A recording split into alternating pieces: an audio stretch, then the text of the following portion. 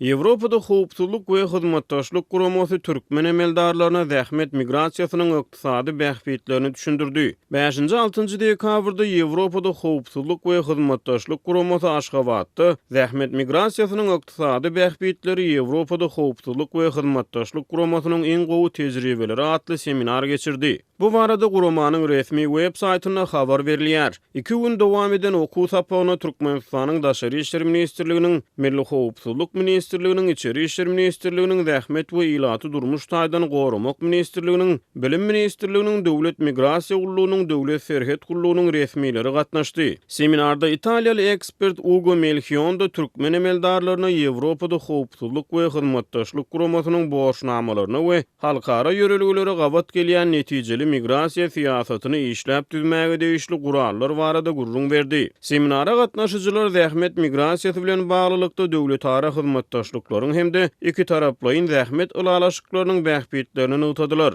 Ýewropada howpsuzlyk we hyzmatdaşlyk guramasynyň Aşgabatdaky merkeziniň ýol başçysy Natalia Drozd bu seminaryň Türkmenistany netijeli migrasiýa dolandyryş ulgamyny ösdürmäge ýardam berjekdigini aýtdy. Türkmenistana soňky 2 ýyldan gowrak wagt bäri dowam edýän ykdysady kynçylyklaryň fonuny ýurt raýatlary iş gözlegine daşary ýurtlara gidýär. Türkmen hökümeti ýurtdaky işçiligiň derejesi barada anyk statistika maglumatlary köpçülige ýetirmeýär. Türkmenistanaky işçiligiň derejesi barada halkara hasabatlarda gapma garşylykly sanlar berilýär. Birleşen Milletler Guramasynyň ýanwar aýyna çap eden hasabatyna Türkmenistany işçiligiň derejesiniň 2018-nji ýylda 3,13% deň bolanlygy ma'lum edildi. Ýöne Azatlyk radiosynyň türkmen hökümetine kanamdar çeşmesi 2017-nji ýylyň martyna ýurtda işçiligiň derejesiniň 60% golaýdygyny habar berdi. Birleşen Ştatlaryň Suwda departamentiniň 2018-nji ýylda çap eden hasabatyna Türkmenistany işçiligiň resmi bolmadyk görkezjisiniň 25-50% aralygyna daýdyldy. Galybertede Türkmenistany işleýän raýatlaryň awramly bölegi esasan döwlet edaralaryny işleýär.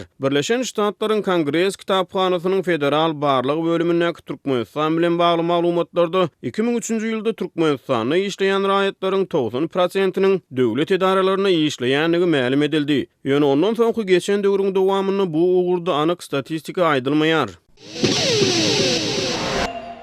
Türkmenistanda bank kartlaryndaky pullaryň ulanylmagyna girdilýän çäklendirmeler raýatlaryň halkara uçarlaryna bilet satyn almagyny kynlaşdyrýar. Azatlyk radiosynyň Aşgabatdaky habarçysynyň söýlerine görä häzirki wagtda plastik kartlaryna nakt bolmadyk tölegleri etmek üçin limit bir aýda 100 Amerikan dollary bilen çäklenilýär.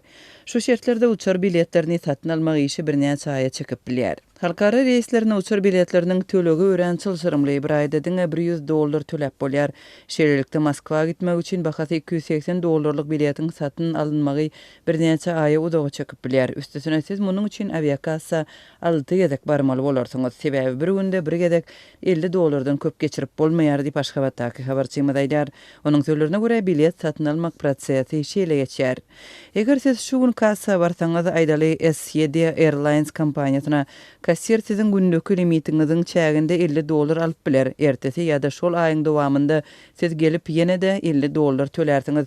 Şeýlelikde sizin bir aýlyk limitiňiz dolýar. Siz bu operasiýalary indiki aýlarda hem edip bilersiňiz. Biletiň doly bahasy tölenýänçe. Diňe şondan soň size bilet berilýär diýip habarçymyz aýtdy. Paýtagtyň aviakassalarının köpüsinde biletleriň bahasy dollarda görkezilýär.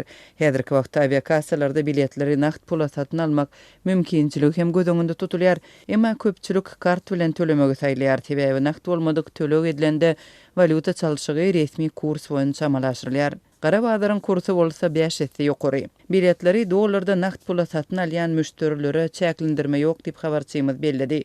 Şeýle onuň sözlerine görä nakt bolmadyk tölegleri has tiz geçirmegiň käbir usullary hem bar. Hususan da kart arkaly tölegleri ýakyn garyndaşlaryň birnäçesiniň gatnaşmagynda geçirip bolýar.